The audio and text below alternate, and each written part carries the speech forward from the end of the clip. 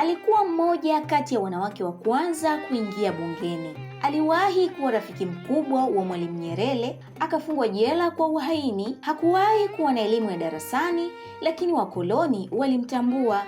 Huyu ni Bibi Titi Mohamed, mwanamke wa shoka, shujaa aliyehusika katika kupambania uhuru wa Tanganyika. Karibu umfahamu undani wake na historia kamili.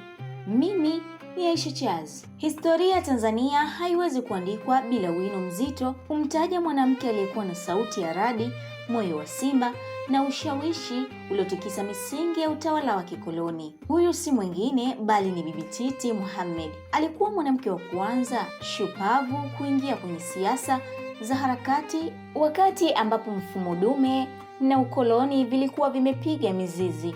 Bibi Titi Mohamed alizaliwa mnamo mwaka 1926 katika jiji la Dar es Salaam, kitovu cha harakati na biashara nchini Tanganyika, ambayo kwa sasa ni Tanzania. Alizaliwa katika familia ya Kiislamu yenye misingi imara ya maadili na utamaduni ya kipwani. Baba yake alikuwa Mohamed bin Ibrahim na mama yake aliitwa Binti Mzee. Asili yake ni mchanganyiko wa makabila ya pwani, akijitambulisha zaidi na Wazaramo, kabila lenye historia ndefu katika jiji la Dar es Salaam na vitongoji vyake. Bibi Titi hakuwa mtoto pekee. Alizaliwa akiwa mtoto wa kwanza katika familia yake, jambo lililompa majukumu ya uongozi tangu akiwa mdogo. Katika kipindi hicho, elimu ya mkoloni haikuwa kipaumbele kwa watoto wa kike, hasa wa Kiislamu, kutokana na hofu ya kupoteza imani na maadili. Hivyo Bibi Titi hakupata elimu rasmi ya darasani kwa kiwango cha juu. Alisoma madrasa ambapo alijifunza Qur'ani na misingi ya dini. Hata hivyo, kutokujua kusoma Kiingereza na kuandika kwa ufasaha lugha ya Kiingereza hakukumzuia kuwa mmoja wa wanadiplomasia na waunganishaji wakubwa wa watu nchini. Kama ilivyokuwa desturi ya zamani, Bibi Titi aliolewa akiwa na umri mdogo. Baada ya kuvunja ungo, aliolewa na bwana mmoja na kupata mtoto wake wa pekee wa kike aliyeitwa Halima. Ndoa yake ya kwanza haikudumu. Maisha yake ya ndoa yalijaa changamoto, kwani harakati zake za kisasa zilipingana na matakwa ya mfumo wa kifamilia wa wakati huo. Kabla ya kuingia kwenye siasa, Bibi Titi alikuwa kiongozi wa kikundi cha kijamii cha ngoma za kiasili kilichofahamika kama Lele Mama. Uwezo wake wa kukusanya watu na ushawishi wake mkubwa miongoni mwa wanawake ulimfanya awe lulu iliyokuwa ikitafutwa na chama cha TANU, Tanganyika African National Union. Mnamo mwaka 1954, kufuatia kuasisiwa kwa TANU, Mwalimu Julius Kambarage Nyerere alikuwa akitafuta njia ya kuwafikia wananchi wa kawaida. Alihitaji mtu mwenye ushawishi kwa wanawake. Bibi Titi alishawishiwa kujiunga na TANU na mwanachama mwenzake. Alipoona dhuluma za wakoloni, ubaguzi na hali duni ya Waafrika, aliamua kujitolea maisha yake yote kwa ajili ya ukombozi. Bibi Titi hakuwa mwanasiasa wa kuketi ofisini. Alikuwa mwanasiasa wa uwanjani katika kipindi cha miaka mitatu mnamo mwaka 1955 hadi 1958.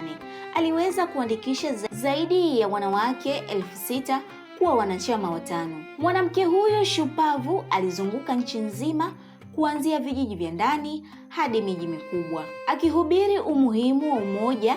Alitumia lugha ya Kiswahili iliyonyooka na yenye hisia, jambo lililofanya wananchi wamwelewe haraka kuliko wasomi waliozungumza Kiingereza.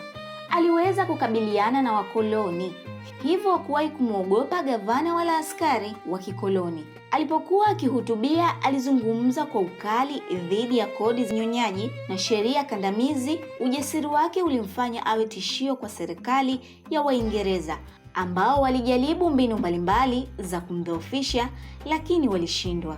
Ukaribu wa Bibi Titi na Mwalimu Nyerere ulikuwa wa kipekee.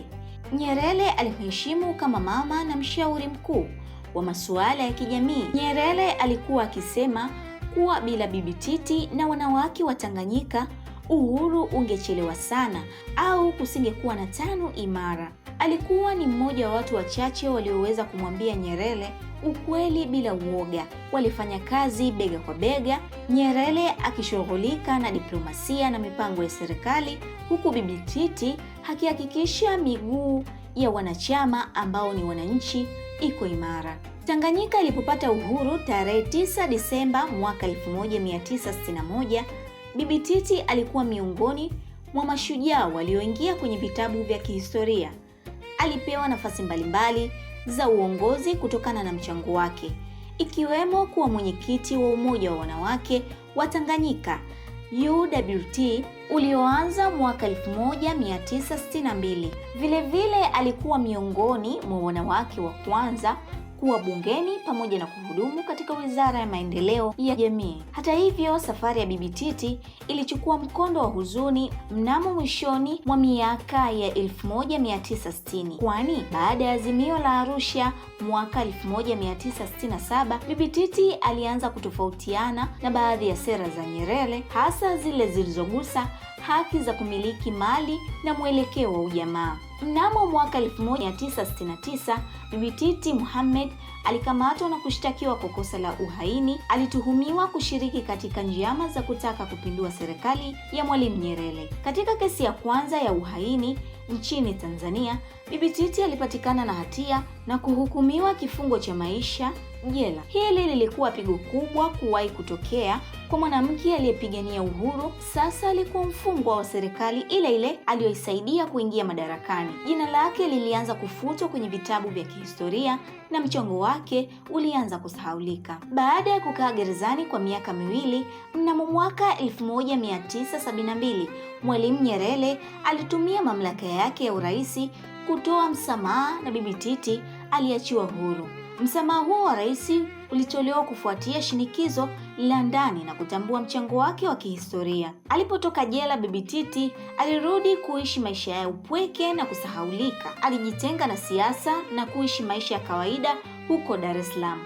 Hata hivyo, moyo wake wa kizalendo haukufa. Bibi Titi Mohamed alifariki dunia tarehe 5 Novemba mwaka 2000 katika hospitali ya Netcare nchini Afrika Kusini alikokuwa akipatiwa matibabu. Serikali ya awamu ya 3 chini ya Rais Benjamin Mkapa ilitambua rasmi mchango wake, na moja ya barabara kuu jijini Dar es Salaam iliyopo maeneo ya Kisutu ilipewa jina lake, ikifahamika kuwa Bibi Titi Mohamed Road. Bibi Titi alitufundisha kuwa elimu ya darasani si kigezo pekee cha uongozi, bali ujasiri, uzalendo na uwezo wa kuunganisha watu ndio nguzo za ukweli. Alivunja vizuizi vya jinsia wakati ambapo mwanamke alionekana kuwa wa jikoni tu. Ingawa alipitia kipindi cha giza gerezani, historia yake imemtakasa na kubaki kama mama wa taifa aliyepigania haki ya kila Mtanzania kupumua hewa huru.